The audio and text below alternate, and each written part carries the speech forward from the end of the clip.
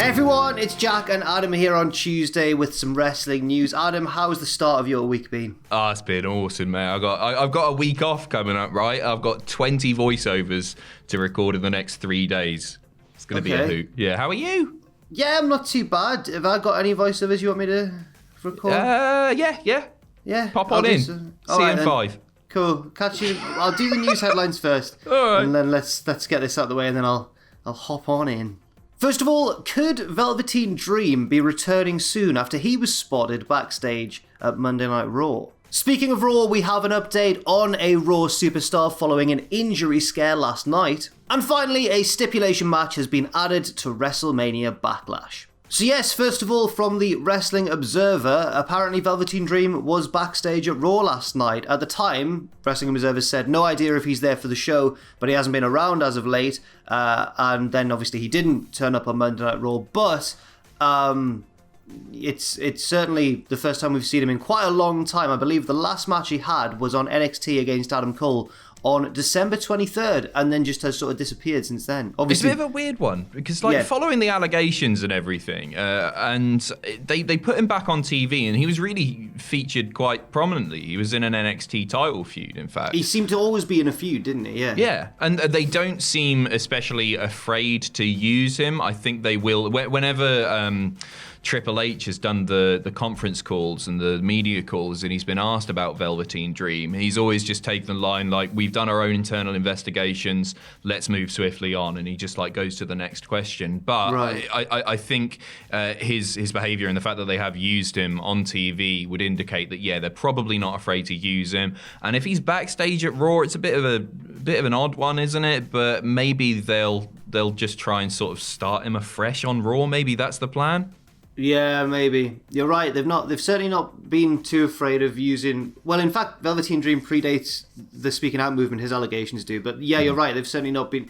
Their policy seems to have very much been, let's just use them anyway until things get to the next stage of... Until things become like a legal issue, I suppose. That seems to be what they're doing, I think. Yeah. Which has obviously caused a lot of debate and generated a lot of controversy. But yeah, we'll just have to wait and see, because... Yeah, it is weird. It was as if when everyone was still talking about him, they kept using him, but then once it all died down, they just stopped. And I don't understand. I don't understand it either. Maybe the idea was just take him off the screens and hope people forget for a while, and then you put him on a different brand and hope people don't talk. Obviously, people are gonna. I'm trying to think. Would there be a reason for a superstar to be backstage at Raw without appearing? Do they appear backstage in the weeks building up to a new Raw debut? Or? They could have been filming vignettes or something. If they're going to debut him on Raw or SmackDown, they could have just been doing that. It's all the same venue. Yeah. Oh well, it's a bit different to Mansoor, obviously, who recently found out, according to him, that he was going to debut on Raw on the day that it was going to happen. So I mean, who knows what's going on backstage in WWE. Speaking of Raw, though, there was an injury scare last night in a match between Humberto Carrillo and Sheamus. There was like a sunset powerbomb kind of thing to the outside that Humberto tried on Sheamus, and Sheamus just landed on it. Like you saw all of his weight. Yeah, you saw the Carrillo's feet didn't really get the right purchase on the ground, and then they both slipped off, and yeah, Sheamus came crashing down on him, and the referee indeed had to stop the match. There is an update from PW Insider who say, we've been told by multiple sources that Humberto Carrillo is okay after his match with Sheamus. The bout was stopped following an attempted sunset flip powerbomb to the outside gone wrong, with Sheamus crashing down hard atop of Carrillo as they hit the mats on the outside. So it's good to see that Carrillo's alright, and I'm surprised, actually, you know what, I'm glad and surprised that they stopped the match, because wrestlers are infamous for, you know, carrying on when they shouldn't, maybe, really. Yeah, totally. I mean, there was clearly something wrong. When he was on the floor, he wasn't moving a great deal, and he started sort of getting up to his feet, but the referee definitely making the right decision there. And you're totally right. I think his feet didn't land. He didn't get properly mounted on the floor, grounded on the floor, rather. I don't think it was, you know, anyone's fault. It's just one of those things, isn't it? But it's good to hear that he's all right. When you hear that Sheamus crashed down on him, it sounds like Sheamus had done something wrong, but really it was just one of those things, wasn't it? It was just one of those incidents. I'm glad to hear he's all right as well. And I think that I can only guess, just from watching it, that maybe he was just really severely winded. If he's all right, if he's fine now, but that's what happened to him and he couldn't carry on the match, then I imagine he must have just had all the air knocked out of him, because I mean, you see the way they land, and you can imagine just the feeling of it. Oh. Yeah, well, I've been there, you know. I remember doing cross country in year 6. Okay. And Sean, a friend of mine, I won't say his surname, collided with me. I was winded to the point that I couldn't move either, and he was a big lad, not unlike Sheamus. So it can take it out you. Sean Ross Sapp there of Fightful, colliding with you in cross country. Well, Correct. no, wait.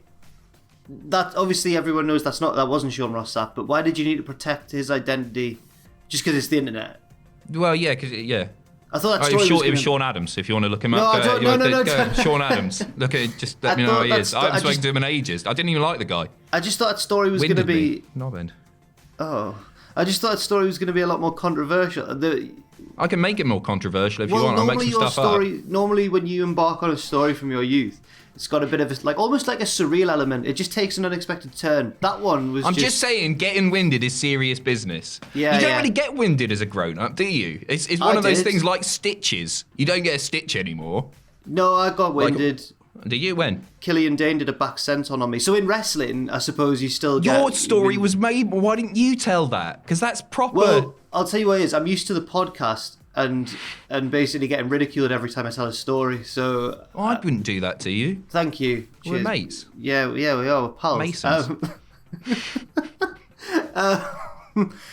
Speaking of Raw, still staying with Raw, I should say, a new team has debuted on Raw. We reported on this recently as well, and it's Jinder's lads, isn't it? Indus-Sher, but they're not called Indus-Sher anymore. They're called Veer and Shanky. One half it was Indus-Sher. Veer was Rinku. You're right. Yeah, no, everybody's been reporting this. And then one was even newer. One was wasn't just it? Shanky, who did the Big Show Superstar Spectacle, I think is what it was called. Right. He was signed in beginning of 2020, I think, and hadn't really been doing that much. But now they're together. So I don't know what's happened to Rinku's mate. He's not Rinku anymore. Veer's mate. Sorav. Yes. I don't know what's going on with him. No idea. If anybody knows the whereabouts of Sorav, let us know. Anyway, they're on Raw. They're Raw superstars now. They're with Jinder Mahal. And so Rinku Singh's now Veer, and he's the one who was one half of Indus-Sher, and then Dilsha Shanky is now just Shanky. They'd already appeared on Main Event, which is why they were in the news last week. And now they appeared on Raw and watched. I don't know if helped's the right word. I don't think they got involved, actually. But they watched Jinder Mahal beat Jeff Hardy. And that just on his own merit, I think. He just hit him with a class, and that was it. Good to see. Weirdly good to see Jinder back, you know. Yeah, I saw people online going, "Oh man, they've done Jeff Hardy dirty there." It's just Jeff loses all the time. It's not a big deal, is it? And it's returning former WWE champion. Isn't that nuts? Jeff loses all the time. Yeah. I don't know. I think it's odd that they did it on Main Event first. I don't know why they didn't just do it more. Maybe they were just short on people for Main Event. Maybe I can only guess that they wanted to make sure that maybe Shanky, if he's so inexperienced, maybe they just want to make sure he could do it. I don't know. Shanky's a proper Retribution name, isn't it? Shanky. It means stabbing, doesn't it? Look, I reckon Shanky would mean loves a bit of stabbing. Oh, he's a bit shanky. He's a bit. What's he like? Anyway, so it's good to see Jinder back, though, because obviously he's had a lot of injuries in the past. And as you mentioned, it is quite surreal to refer to him as former WWE champion Jinder Mahal. Mahal. Both of them, former WWE champions colliding in that match. Jeff Hardy as well, yeah. Oh, poor them. And finally, as well, a stipulation match has been added to WrestleMania Backlash. This is because I believe the way it happened backstage was that Damian Priest found Adam Pearce and went, right, I specifically want a lumberjack match with The Miz. And Adam Pearce went, all right then. So a lumberjack match with The Miz and Damian Priest has been added at WrestleMania Backlash this Sunday. Oh my God, it's this Sunday. And yes, the storyline was, the stipulation it says here was chosen by Priest after he beat John Morrison in a match on Raw for the privilege of it. What's this going to lead to then? Why is it a lumberjack match? Well, I hope it's the end of it, to be honest. I hope this doesn't suggest that it's going to go on any longer than WrestleMania Backlash. It's not really doing anything for anyone anymore, is it? I get why WWE would want Priest to go over in singles competition rather than just the tag match at WrestleMania, but come on, we're done with it. I'm really not especially hyped for WrestleMania Backlash. Oh, no. Shall I run down the card? Go on, then. It's looking like Reign Cesaro. Oh, class. yeah. You do the excitement meter. Okay. All right. Lashley versus Strowman versus McIntyre. The action should be good as well. So, that Just noises. I don't need the analysis. Just the noises on this one. Bianca Belair versus Bayley. Rhea Ripley versus Charlotte Flair versus Asuka. Because Charlotte might win. I think those are words. I don't know. Dirty Dogs versus the Mysterios. And Damien. I think that's going to be fun. I think it's going to be all right. Anyway, Damien Priest versus The Miz in a lumberjack match. Yeah, right. Well, there we go. In positive news for you, a lumberjack match gives ample opportunity for one or both men to be attacked by different people, moving them on to new feuds. But in bad news for you, I don't know if that's likely to happen or if the feud will just continue. In good news, we might see Sorav amongst the lumberjacks, and that will make everyone happy. So there you go. Swings and roundabouts. He's there he is. There he is. Yeah, Look at him. Massive. He's 36 years old. Is he? They need to do something with him quick, is what I'm saying. Yeah, Big Sorav, mark me. Half the people in the Performance Center are...